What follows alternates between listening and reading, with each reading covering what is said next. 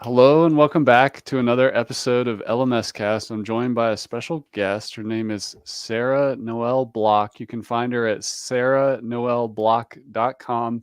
That's Sarah with an H. She also hosts the Tiny Marketing Podcast. Welcome to the show, Sarah. Thank you for having me and accepting me in the cave that I'm living in right now. It's all good. I'm kind of in a cave too. Um, so we're going to nerd out about marketing, one of my favorite subjects. I get a lot of course creators and coaches who are trying to get clients. I have agencies who support that industry. They're trying to get clients. Everybody wants customers and clients. They do. Marketing, marketing is the way. Before we get into some strategies and whatnot, why did you add tiny to your brand? What's tiny marketing mean? Yeah. So I'll go to my superhero origin story. And I started off as a one-person marketing department for a 7-company group. So I had to learn how to market when I had no resources, no budget. And that's who I support now. I use the frameworks I learned then when I was in the trenches to help them figure out how to market in the most streamlined way that still works. Tiny teams. That's awesome. Yeah, so like you don't have to have a giant budget and a giant team to do effective marketing. That's what you're saying. No, Yeah. no. And I've actually worked, like when I'm partnering with agencies, I've worked with giant companies, Yeah. international billion-dollar companies. And I feel so much more comfortable when my resources are restricted. That's like my comfort zone. I like scrappy. Awesome. Well, marketing, there's a lot of pieces to it, and you're obviously good at a lot of different parts of it. For a course creator type person who's, let's say they're new, they're just starting to build an audience, they've got their first course ready to go. Where do we start figuring out marketing, especially if we have no background in it? What do we do first? Yeah, who's your person? Who Yeah. is it that you're selling to? So, the first thing you should be thinking about is this is the problem that I'm solving, and who the heck needs that? Just really narrow it down, and that will make marketing so much easier if you know exactly who has this problem consistently. The customer avatar, I see a lot of people struggle with this in the sense that, like, I may teach a certain thing and I call it a mechanism, but there's like this way I teach this thing, and my market is they'll just say my market is people who want that thing. It's not really an avatar. It's just No. their avatar is people who want what I'm selling. But how do we like more better crystallize Yeah. learner avatar? How do you sell to generic person who has this problem? Yeah. Well, figuring out that problem that you solve is the first step because then you can start to think about, well, who are the people that consistently have this problem? So, for example, in my experience, well, actually, we're talking about courses today. So I will talk about the course that I had. What I did is I thought, well, who needs to learn how to do content strategy? So I started making a list of who are the most common people who would have that issue. Maybe marketing leaders that don't have a team, they don't have a strategist. It could be content writers who the AI has kind of taken over their job and they need to learn a more strategic approach to content marketing. So I made a list of all the people who have my problem. And then I did a beta test and I sold to them just very generically because it was a beta. I was figuring out who actually cared about this. And it turned out it was business owners that have like solo entrepreneurs that don't have any team that were the most interested in learning how to create a content marketing strategy. But doing that beta test is a great way to figure out like who did I enjoy working with, who was like received the most from that. And then you can start narrowing it down and it will be so much easier to sell once you do that. But a beta test is always helpful. How do you beta test? Like, let's say I sell meditation. I train people in mindfulness and meditation as an example. And maybe there's like stressed out parents, maybe there's entrepreneurs, maybe there's um, vets coming back from the military? Like how if we have these three very different groups, how would we do a beta test? Yeah, I would start off with creating a masterclass or a webinar around the challenges that they are experiencing and keep it high level. These are the challenges you're experiencing. This is how to solve it, and see who signs up for that. Um, put it out on advertising, put it out to your email list. Oh, and your email list is obviously the easiest place to sell. So who's on there that would make sense to sell to? But start with that and see who you attract with it, because beta testing is a great opportunity to learn like who actually cares about your thing. So I would start there and then segment. And then you can test out who's buying it and who's a great student. Who cares? What what are all the details that go into a really well crafted avatar? Like how do we, I mean, it could be like a certain type of, you mentioned a business owner that had no team that had to figure out content. Like what else do you know about that avatar as an example? Yeah. So I love building out customer avatars. And honestly, I've changed. I've evolved over time because I used to hate them. I used Right. to look at them like those little fake pictures with the fake names and random things like they love dogs. I was like, Business owner Bob or yeah, whatever. Yeah. who cares about any of this? None of that matters. So I've evolved over time and I've just realized that those things don't matter. Your customer avatar should focus on, think like story brand. What are the challenges that they're having? What triggers them to start looking for a solution? And then like understanding those elements, then you can go a little bit deeper. Like what size does the organization have to be able to afford my services?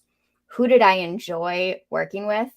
And those are ways that you can start to build out who your customer avatar should be about. And then focusing in on these are the things that matter for marketing. Where do they hang out online? How is it that they research how to solve their problems? That will give you a really clear line of how to market to them. And what is it that looks like success to them? So you can even start this by using ChatGPT prompts to just get it started and then start interviewing your customers and verify the assumptions that you're making. That's awesome. I have actually experimented with ChatGPT for Avatar, and it is quite a helpful resource. It's Yeah. not gonna, I wouldn't count on it 100%, but No. it'll definitely give you a solid first draft to start working Yeah. with. It gives you a great assumption customer avatar, but then you need to verify those things. Like one time I was doing one for a customer that they haven't sold to this audience before. So I started with a foundational AI customer avatar that I built through prompts. But then I went to, their online watering holes and I started talking to these actual people and surveying them. And through those conversations and those surveys, I was able to verify and tweak that profile. So it made sense and it gave me a really clear idea of their journey and what they do when they're trying to find a solution to their problem. What's an example like prompt language? I mean, it doesn't have to be perfect, but like for ChatGPT or Bard or whatever that somebody could type in to get it to kind of spit out a starting avatar statement. Yeah. So start with what you know. Let's say your favorite customer was a marketing director and you know the size of their company, you know what industry they serve. Put in that information first and then ask them like ChatGPT is a person. Ask ChatGPT like what challenges are they experiencing? What triggers them to start looking for a solution? Um, where is it that they spend time online? And those are some good places to start and ask them to spit it out, spit out that answer in the form of a customer avatar, because then it really does fill in all of the gaps on those trigger points and how you can market to them. And then another great ad is if you use Bing AI, after that, you can go there and say, what events would this customer avatar go to that are happening in the next 6 months? And because Bing AI uses actual internet searches as part of it, you get real-time information and you find out exactly what events that they would actually go to. And you can start building out what kind of networking things that you would go to, or maybe what podcasts you would want to be a guest on, because that's what they're listening to. That is awesome. I want to ask you about social media because we get a lot of questions about that. And in my opinion, a lot of people, they kind of miss what social media is. Like the two parts, it's you got to have some media, some content, ideally, and then you have to actually talk to people and be The social, social. not just like posting content, and it's not just engaging in replies or something like Yeah. that. So what is what is social media marketing today, and how would you encourage somebody to approach it who like maybe has a Facebook account and a LinkedIn and that's about it? Yeah, it's not working online is what it is. You want to Yeah. actually build those relationships. So I hate social media. I don't do it for fun, but I show up every day and I actually set a timer for 15 minutes at this time and 15 minutes at this time. I'm just going to engage on posts of people who either they're really supportive of me and they're always commenting on my stuff, or I would want to work with them in the future, or maybe I would want them to work with me, and meaning I would want to hire them. So I spend 15 minutes in the morning and 15 minutes at lunchtime engaging on those. And it's always best to do this around the time that you're going to post too, because then you're on the feed right around when you're posting something. So people are more likely to, pop over to your profile and engage with you too. That's awesome.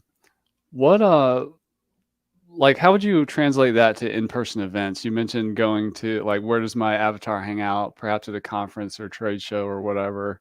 What Yeah. how would you approach the event differently or the same as regular online social media? Yeah, well, with social, you got to think of it like little watering holes where you're going to post that other people who care about the same thing as you, who have the same problem that you solve, are going to be hanging out and engage on it. And the same thing you want to do in live events too. You're going to an event where these are people that would buy my service or my product, and you just have normal conversations with them. Be natural. Don't try and sell to them right away, because when you're just starting to build that relationship, that's all it is. It's authentic relationship building. It's not about selling. But like, this is all I do. I hate selling and I'm not good at it, like in a direct fashion. What I do is I make friends with people. And then when they hear about someone who has a problem that I solve, they're like, oh, Sarah's the person to go to for that. So it feels more natural to me to just make friends with people instead. I was talking the other day on someone else's podcast. I'm like, do you remember how we met? Because I just stalked you online and commented on all of your stuff and just chatted with you until you finally reciprocated.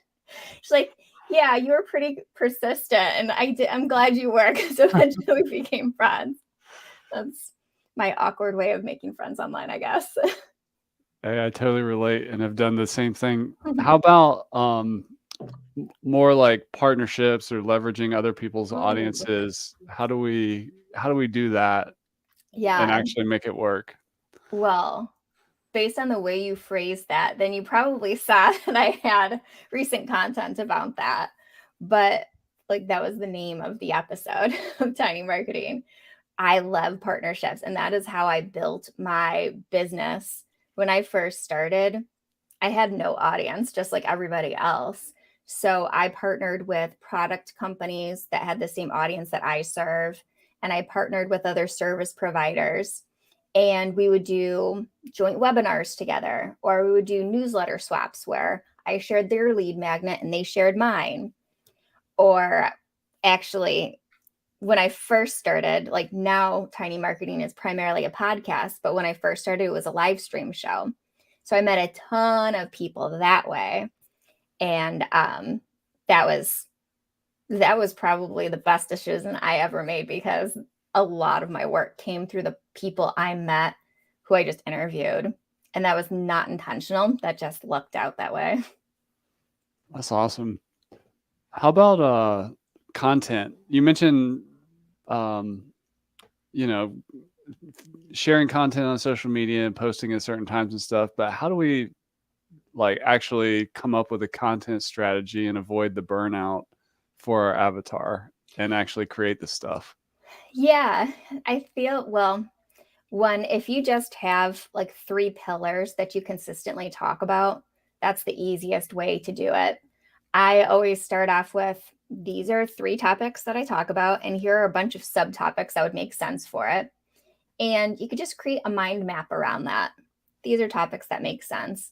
And you could batch it, which is what I do for my clients. Is I spend it a week just working on their stuff, heads down, and then we can schedule it all out ahead of time. And that's like the easiest way to do it, because you're in that mindset and you could do it all at once. But if that's not how you flow, if that's not your work style, then one thing I did is, like, early on, I was using Trello. And anytime I had an idea, I would just pop it into Trello, and I would just create it then. So when I was ready to post, I would have it already.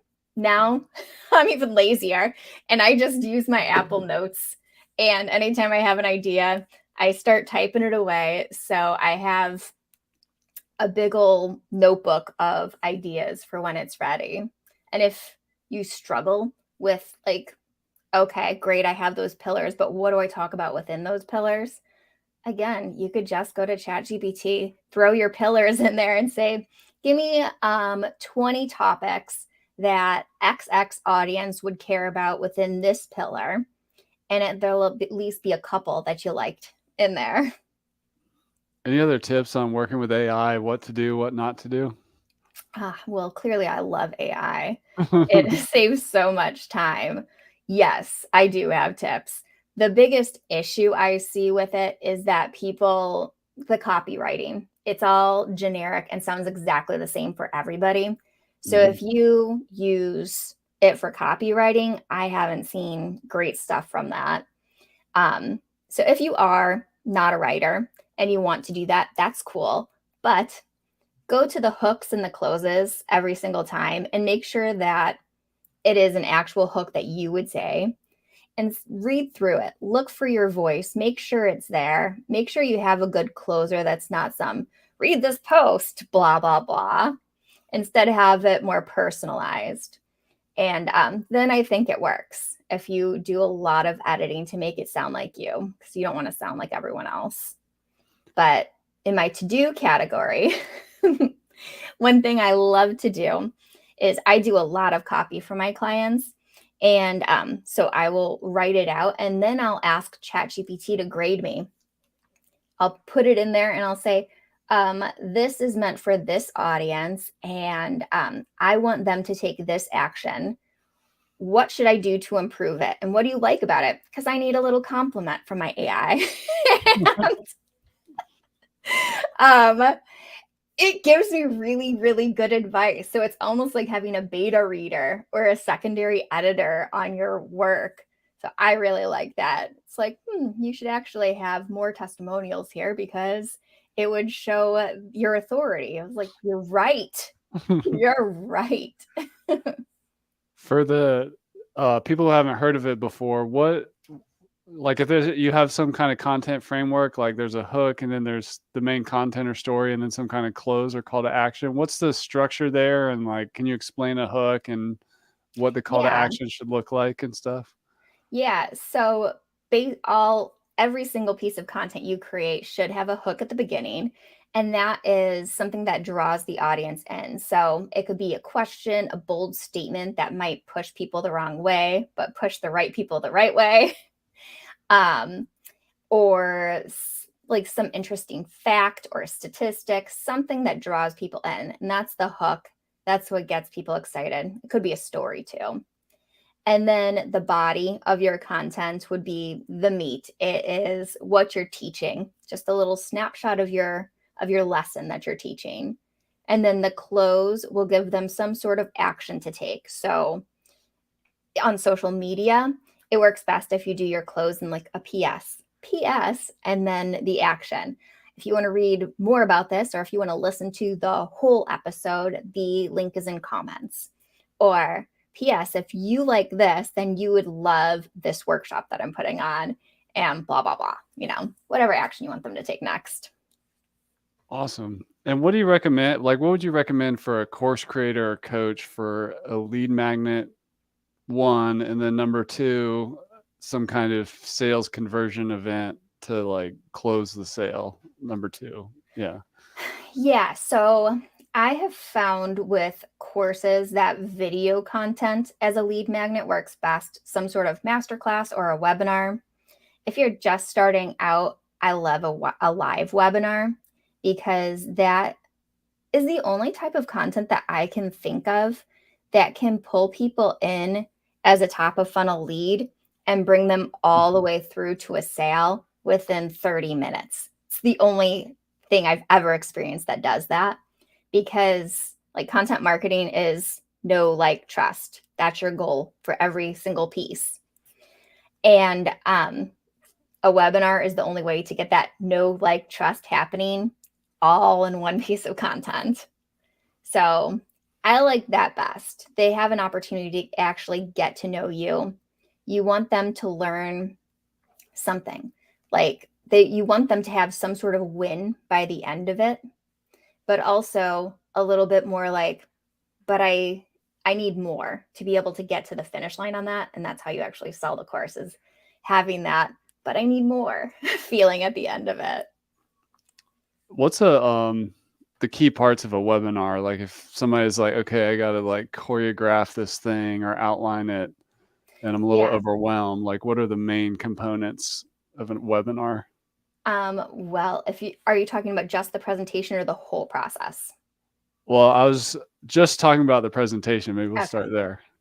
Yeah. So I love webinars. They are my absolute favorite thing to do, because I feel like, I don't know, I work from home. I need to connect with people. Right. So it gives me that opportunity too. But you want to start with, like, the foundation of it should be an easy win. And it needs to be super simple with the title to know exactly what you're going to get from it. Numbers work well. So if it's like 3 challenges that course creators experience when they are launching their first course, as an example, I'm just pulling that out of the air, and how to fix them in parentheses. This tells them exactly, well, one, it tells us who the audience is. This isn't seasoned course creators that we're talking to right now. This is newbies. And we're going to be talking about the challenges that you will be experiencing once you start that launch, and how to fix them before you fall. So that's a great example of a topic that would make sense.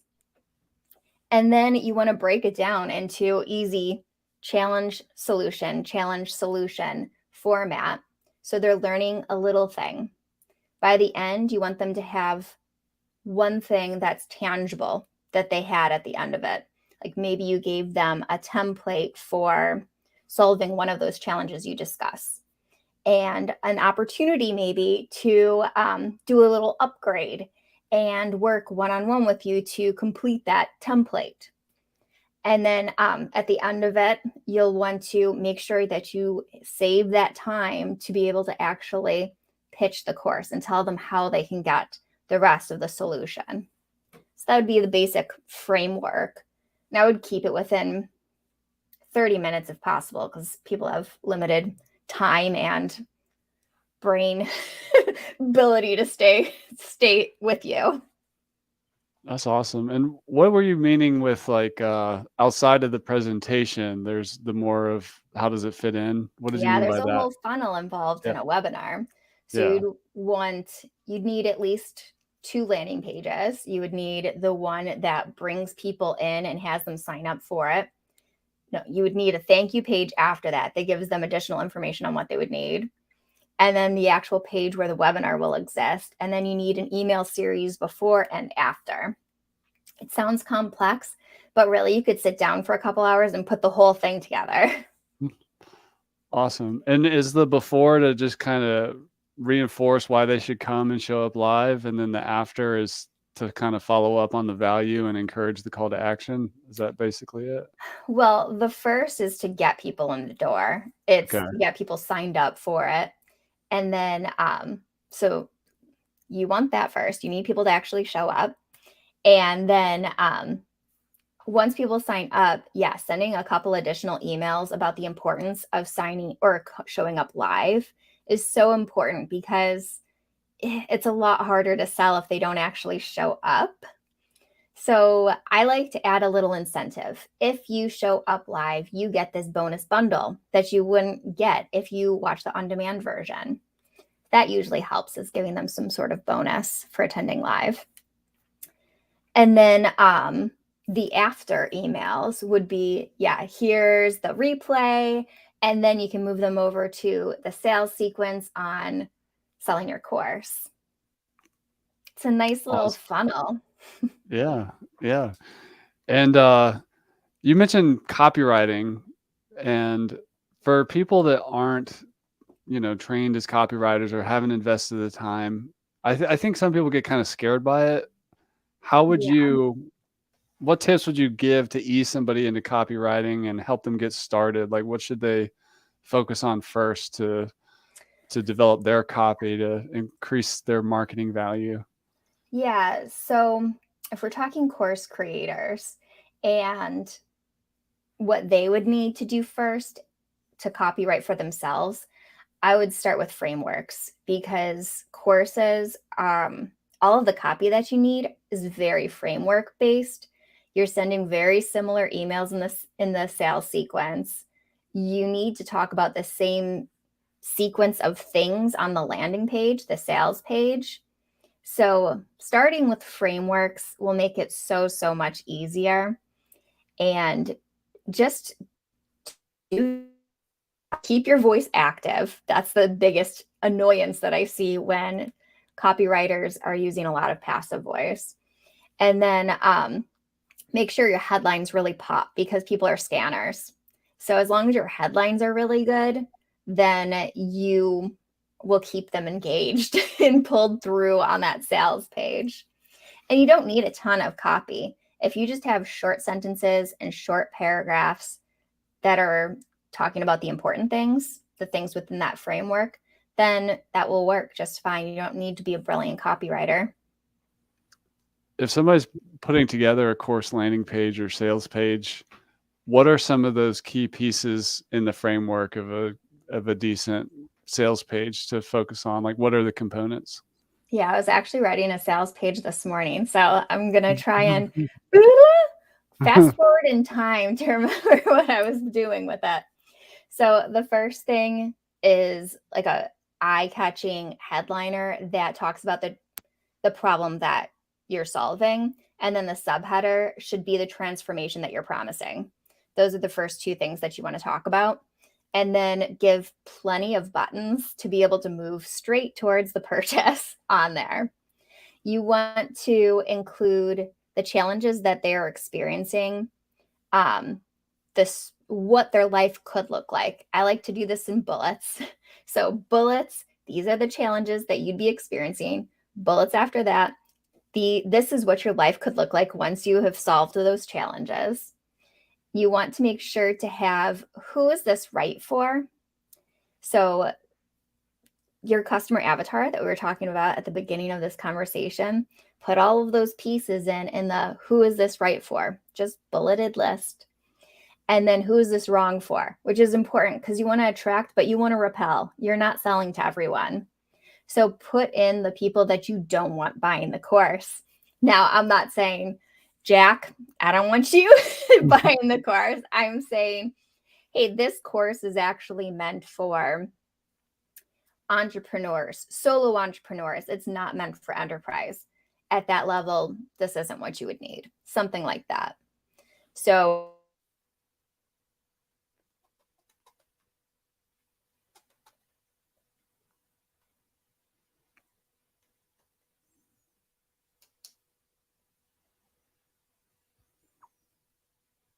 Sarah should be back. Hopefully. Looks like she froze for a sec. Hi. We You're back. You're back. circled. There you go.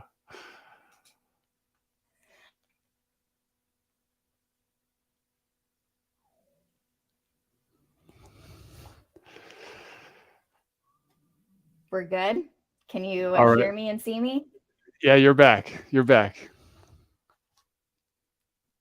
I think it might be coming in and out a little bit.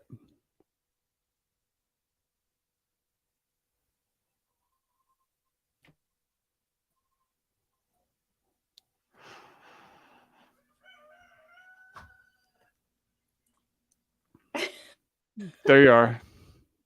Hopefully it'll stick. Here I am. Yeah, it looks like it's sticking. You're back. Okay.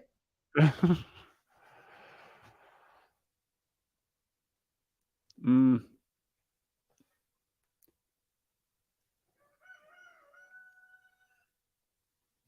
It might not be I don't know if it's going to come back strong enough to keep going, but we'll give Sarah another sec here. Hey. You're there. It looks like it's coming in and out.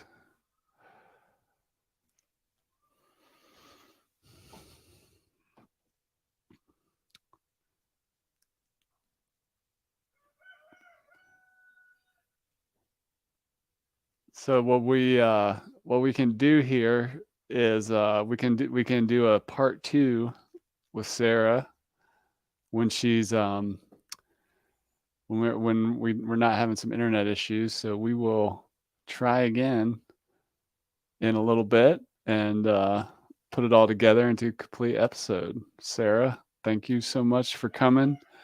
That's sarahnoelblock.com. Check out the Tiny Marketing Podcast, and we'll get Sarah back on to finish the show at another time. Have a great rest of your day.